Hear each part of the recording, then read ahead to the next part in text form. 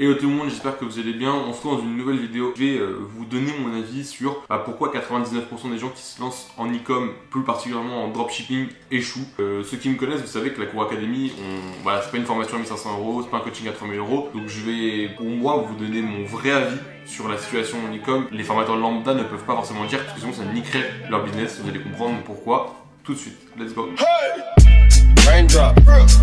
Un produit, ça peut littéralement changer votre vie. Franchement, j'ai jamais vu quelqu'un qui fait un accompagnement de telle qualité.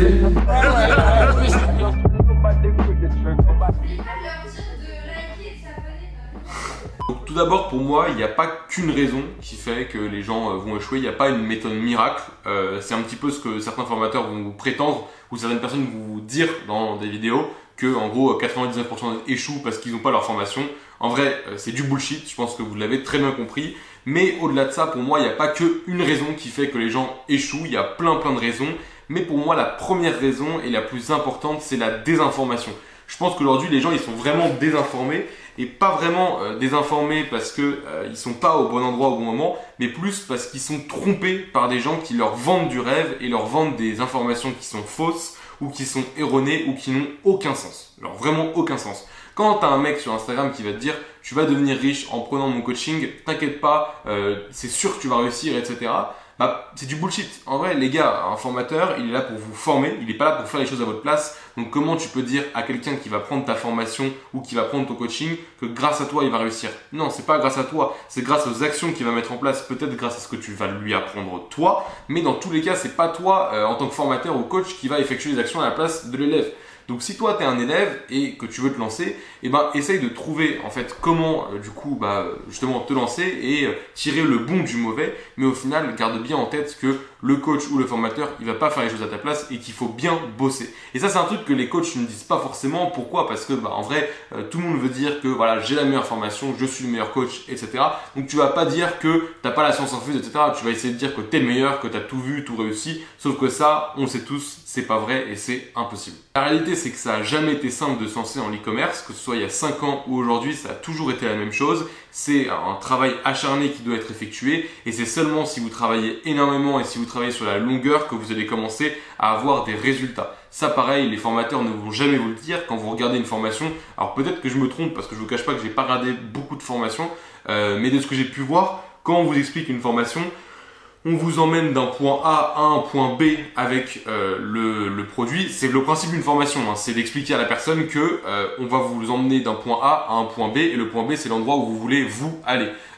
Sauf que le problème c'est que dans une formation on vous apprend pas que en général on peut pas aller du point A au point B directement et que parfois il faut tomber, retourner au point A pour réessayer d'aller au point B. Et ça on l'apprend pas dans une formation. On apprend des choses, certes, en vrai, je suis pas là pour dire que les formations c'est de la merde, pas du tout. Il y a des formations qui servent énormément à des gens. Il y a des gens qui ont fait beaucoup d'argent grâce à des formations, et ça j'en suis certes persuadé plutôt. Pareil pour les coachings, il y a des coachings qui sont très intéressants. Je dis juste que, encore une fois, il y a de la désinformation parce qu'on n'explique pas qu'il va falloir tomber, se relever, et on n'explique pas justement comment se relever. Alors que pour moi c'est le plus important, c'est que forcément il va y avoir des échecs, il va y avoir des moments où ça va pas marcher, et c'est la persévérance qui va faire que vous allez commencer à chiffrer. Pareil, quand vous lancez en dropshipping, quand vous lancez en e-commerce, parfois vous allez lancer un produit, ça va pas marcher et vous allez vous dire ok, j'ai fait quelque chose de mal, ma créative n'était pas bonne, mon site n'était pas bon, etc. C'est du bullshit. Si vous avez vraiment compris le principe du drop, quand on fait du drop, on est nul à chier en marketing et c'est le principe. Le principe même du dropshipping, c'est que si vous lancez un produit et qu'il ne marche pas, vous passez à un produit suivant. Donc vous êtes nul en marketing parce que si vous étiez le génie et l'expert marketing que les coachs prétendent être, ils pourraient vendre n'importe quoi à n'importe quel moment et faire marcher n'importe quel produit. Mais c'est pas ce qu'on veut en drop. Si tu fais une marque, tu fais un truc long terme, etc., là ok, tu vas pouvoir mettre en place du vrai marketing. Et là, si tu arrives à développer des trucs de ouf, tu peux te prétendre être un génie du marketing. Mais le drop, c'est pas ça. Le drop, c'est tester des produits à la chaîne. Et du coup, qui dit tester des produits à la chaîne, dit avoir des échecs à la chaîne parce que forcément, on va pas tomber sur des produits gagnants à chaque fois. Mais du coup, c'est quoi la recette miracle pour réussir en dropshipping? C'est vraiment tout simplement la persévérance. Et dans du coup le travail et surtout dans les testings, quand tu vas tester plein de produits, forcément tu vas avoir plus de chances de tomber sur un produit gagnant. Une chose que les formateurs et les coachs ne vont jamais vous dire, c'est qu'il y a une énorme part d'aléatoire dans le e-commerce et dans le business et dans la vie, je pense, de manière générale, mais que cet aléatoire-là, ce hasard-là, on peut le dompter en e-commerce. Je m'explique par là. Si, admettons, je tourne sur un produit, je suis à 20 KD sur Facebook Ads, je suis à 10 KD sur TikTok Ads avec ce produit, je vais dire à tout le monde, j'ai un putain de winner, etc., etc. Tout le monde va chercher à courir après mon produit, à trouver mon produit pour le copier. Par contre, ce que les gens ne le savent pas, c'est qu'un winner pour moi ne va pas forcément être un winner pour vous et qu'un produit qui a marché pour moi ne marchera pas forcément pour vous et inversement également. Pourquoi? C'est tout à fait logique. Quand vous faites de la publicité sur Facebook Ads, admettons que vous dépensez 10 € et Facebook va montrer votre pub à, je sais pas, 100 000 personnes, et bah ces 100 000 personnes, ça va être des gens précis. Si à côté de ça, j'ai mon ami là qui lance le même produit sur un shop qui est exactement le même, avec les mêmes vidéos et qui cible aussi 100 000 personnes, ça va être 100 000 personnes différentes. Et donc du coup, vous l'avez bien compris, mais ces 100 000 personnes vont réagir différemment. Donc les personnes, elles peuvent acheter sur mon site et ne pas acheter sur le site de mon pote. Au final, ça veut dire que du coup, on va avoir des résultats différents. Donc également, Facebook va réagir différemment, va s'adapter différemment. Nous aussi, dans notre manière de couper, relancer des ads, relancer des créatives, etc., on va réagir différemment. Et donc du coup, tester un produit pour une personne ne va pas être ne va pas donner le même résultat que si une autre personne le teste pour vous. Mais du coup, pourquoi est-ce que je dis qu'on peut dompter du coup cette part d'aléatoire? C'est comme si tu prends 2D, et c'est un exemple que je reprends souvent, vous l'avez peut-être déjà entendu, soit sur Insta, soit sur d'autres de nos vidéos. Si tu prends 2.6 et que 2D pardon, et que tu dois faire 2.6 en les lançant, tu peux les lancer une fois et faire tes 2.6 et les lancer 50 fois et ne jamais faire tes 2.6 dans ces 50 fois là. Mais par contre, une chose est sûre, c'est que si tu continues de les lancer, mathématiquement, tu vas forcément tomber sur 2.6 au bout d'un moment. C'est les maths qui font ça, c'est pas moi qui l'ai inventé. Si vous voulez vous plaindre, allez vous plaindre à l'Académie des mathématiques ou je ne sais où. Mais en tout cas, c'est une réalité. Et c'est la même chose pour les shops. Si vous lancez un shop, il peut marcher. Si vous lancez 50 shops, il se peut que ces shops-là n'auront pas marché, qu'aucun des 50 n'aura marché. Par contre, une chose est sûre, c'est que peu importe le nombre de shops que vous avez lancés, si vous continuez de lancer, si vous persévérez, et au bout d'un moment, vous allez trouver un produit rentable. C'est la persévérance. Ça, c'est vraiment ce qu'il faut retenir de cette vidéo et ce que je vous demande de retenir. Également, il y a beaucoup de gens qui se trouvent des excuses. Par exemple, des excuses sur, c'est pas genre des gens qui se lancent, c'est des gens qui sont justement juste avant de se lancer. Genre, ouais, alors là, j'ai que 1000 € sur mon compte en banque, mais du coup, je vais attendre d'avoir 2000 € parce que je crois que c'est un peu mieux, etc. Bullshit. Encore une fois, bullshit, bullshit, bullshit. Pourquoi? Parce que il faut arrêter de demander à des gens, par exemple, qu'est-ce qu'il faut exactement pour se lancer. Les gens n'en savent rien. C'est pas parce que par exemple tu prends une douche froide que il faut que ça et que toi ça te motive que ça va marcher pour tout le monde. Pareil, c'est pas parce que toi tu t'es lancé avec 1000 € de budget que cette personne-là elle doit se lancer avec 1000 € de budget.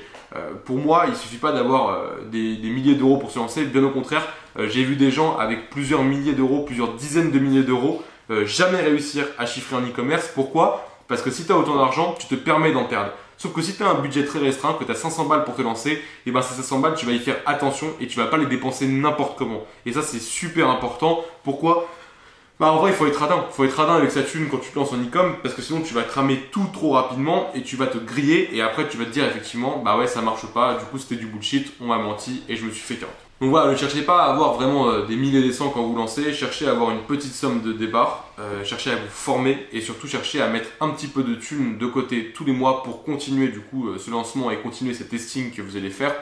Pourquoi en vrai, même si tu mets genre 3 € par jour, 3 € par jour ça fait 100 € par mois, 100 € par mois par exemple avec TikTok tu peux faire 2 testings, en vrai c'est toujours ça que tu peux rajouter à ta bankroll de départ. Et pareil, admettons tu as 1000 € et tu considères que tu vas dépenser 100 € par testing, tu vas dire dans ta tête du coup je peux faire 10 testings, mais en réalité non. Pourquoi? Parce que si sur 10 testings, tu as 10 testings où tu as fait 0 vente, mec franchement revois ta recherche de produits parce que ça va pas, tu vois.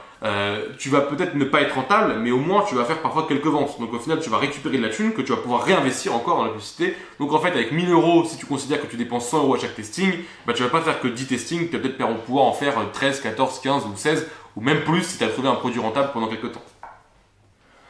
Également, c'est la dernière chose, je pense, sur laquelle on va s'appuyer. Pourquoi, du coup, 99% des gens échouent? Pourquoi? Parce que les gens veulent copier ce qui a déjà été fait. Je parle pas de copier en termes de produits, en termes de shop, en termes de stratégie, quoi que ce soit. Je parle en termes de mindset. Je suis désolé de parler de mindset, c'est vraiment le truc le plus bullshit pour moi. Mais c'est notamment très important d'en parler dans ce cas-là. Pourquoi? Parce que les gens ne se connaissent pas. Les gens veulent faire comme tout le monde. Les gens veulent faire comme cette personne-là a réussi. Ils veulent copier du coup son système de vie, sa manière de vivre, sa manière de manger, sa manière de se réveiller, sa manière de travailler.